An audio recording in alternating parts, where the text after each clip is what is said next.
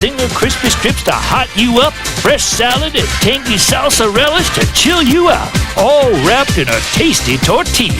Original Twister or my new Zinger Twister. Don't get your zingers in a twist, choose it now. Nobody does chicken like KFC. Escape to the great outdoors. Camper Tent is one of the Northwest's leading suppliers and importers of quality camping equipment and caravan accessories. 4-berth family tents from under £170. Dome tents from under £20. This Vango Oakland was £300, now down to an amazing £179. Plus a comprehensive range of caravan accessories. Walking boots from leading brand names. Versatile outdoor clothing to suit all ages. For all your needs and more for the great outdoors, here at Camper Tent.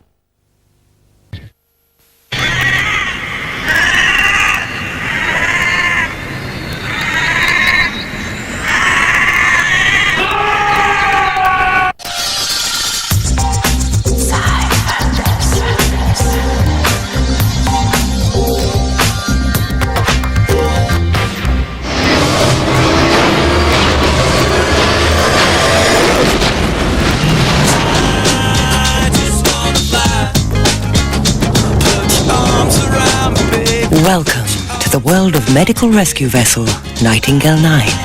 You want to tell me what you're doing out here? I like deep space. It's quiet. Prepare for rescue operation via dimension jump.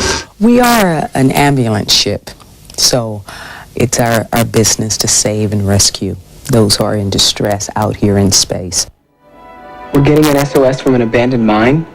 Distance to distress call location, 3,432 light years. If we want to answer this call in our lifetimes, we're going to have to jump. We haven't jumped in 3 tours. I'm not jumping this crew for anything uncertain. I want a name with some authority. If there is none, this is a no-go. Scanning for identification. Transmission signature. Carl James Larson. Carl Larson. You know?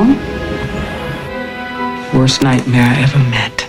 I play Captain A.J. Marley, and we're on a routine patrol of deep space, and we receive a distress call. Someone needs us, and it's our job to jump to the far reaches of space when need arises, and we do.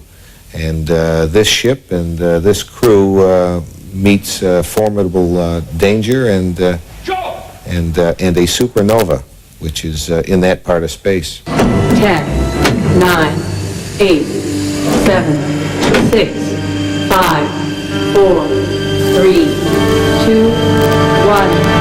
Plasma acceleration.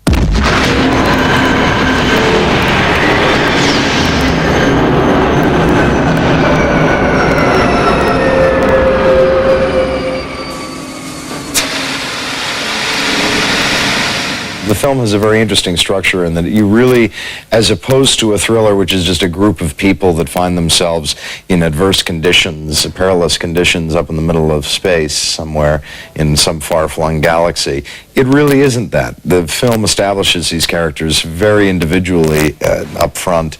You get to know sort of the pedestrian aspects of their life, and you become invested in each of their lives and each of their little stories, and then all of a sudden, as I said, all hell breaks loose. I'm not saying anything's going to happen between us, but if it does, I want you to understand that whatever happens on this ship stays on this ship. You know, it's tight quarters, people get close often quickly. You're out here, you're isolated. There's 7 of you. You know, you're a family. You're in a cauldron.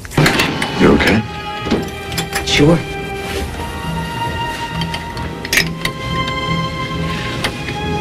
When you said you've been in worse situations than this, were you telling the truth? Sure. The ship was falling and the engines cut out. That was worse. One of the more interesting aspects, I think, of this story, and one of the very human aspects of this science fiction piece is that we find what is virtually the fountain of youth in deep space. It's not man-made. It's buried in the middle of an ice moon. It's the most amazing thing any of us is ever gonna see. Lucky for us, huh? Or maybe something so dangerous that the only way somebody could find to get rid of it was by burying it. Yeah, there's a lot of special effects in the film, but I love the fact that it's not driven by those special effects. I love that it's a plot-driven film. You know, a lot of these science fiction films with huge monsters, you know, sometimes miss the boat as far as plot. And you're sitting in your seat going, why do I care? And I don't think you'll sit in the theater thinking that with this film. All crew, report to bridge. All crew, report to bridge. Now that you've all had some rest, here's what we've got. We were hit in our main tank when we jumped into this high-gravity field. We lost most of our fuel before we could transfer to the spare tank. The good news is, we've got enough left for our docking thrusters. They'll be keeping us above incineration level till the dimension drive recharges. Then we can dimension jump home, but we'll be cutting it close. How close? 11 minutes. What do you mean? Are you telling us that we can't jump until 11 minutes before we burn? I'm telling you, we have 11 minutes. And it's enough. I've gotten out of worse situations before. We'll get out of this one. This ship is going to be fine. We have no margin for error here. Then we won't make any. What made sense to me was the story, the characters, their interaction, what their needs, their desires, what they want, you know, the conflict, and trying to get that. Sweetie, what's happening? Debris strike. Fuel reservoir breached. Hold him still! Benjamin, bridge now. Ship has entered high gravity field. Severe fuel loss. Gravity increasing. Laser scalpel!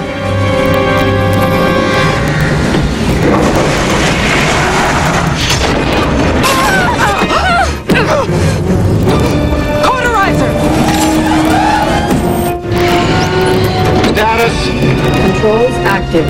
Systems up. Prime main engine. Severe engine damage. Extreme fuel loss.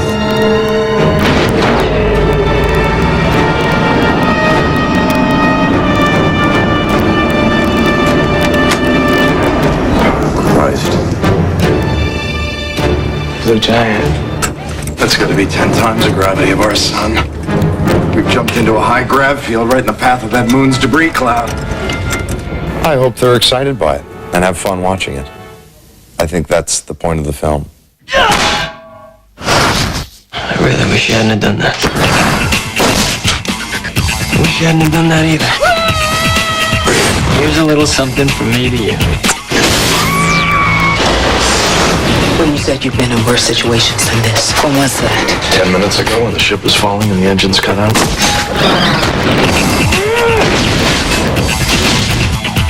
Attention. What do we got? SOS critical. Well, I'm coming for you.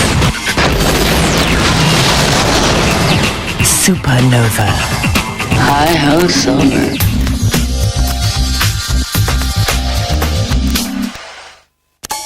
Sci-Fi is continuing domestic testing throughout July. All we need now is a participant from the audience. Viewer behavioral reactions are currently being monitored. How well do you know yourself? Research is being gathered focusing on specific responses. Tell me what you want. Trials start with the series premiere of Millennium, Tuesdays at 9 during Altered States. So it's reflection and got confused. Fridays at 9 you'll be asked to use the left lobe of the brain. One must open oneself up. With double bills of The Hunger. Let go of everything one knows. Encounter at Ravensgate is doing some testing of its own, a sci-fi premiere. What's going on? As the month progresses, testing intensifies with programs designed to mess with your head. Sci-Fi's Head Weekend. More information will be disclosed when deemed necessary. The mind becomes unbound from physical restraint. July viewing, dedicated to the purposes of research.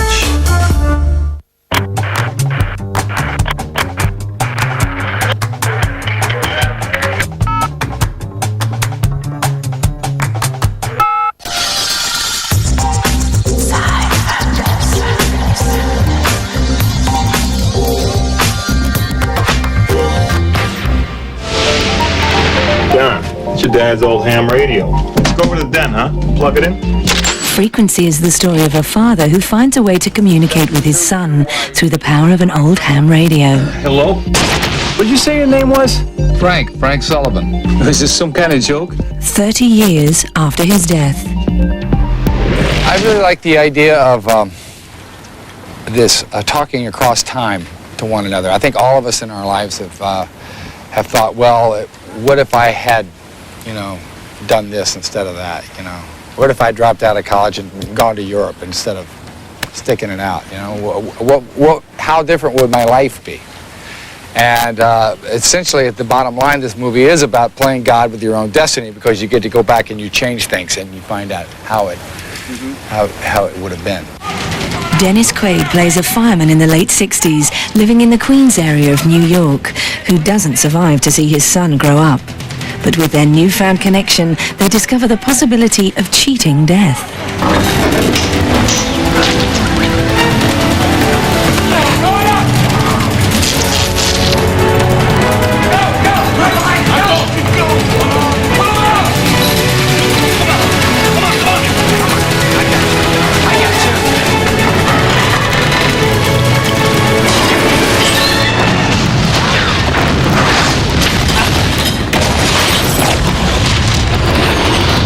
I love time travel movies, I love time travel fiction, and I love this notion of what if you could have a time travel story where nobody traveled through time, but only information traveled back and forth through time. Gordo, is that you, or you messing with me? I ain't messing with you. Look, I'm just trying to figure out... You're telling me your name is Frank Sullivan, you live in Queens, and you want to know how I called the first game in the 1969 World Series? Yeah, that's exactly what I want to know.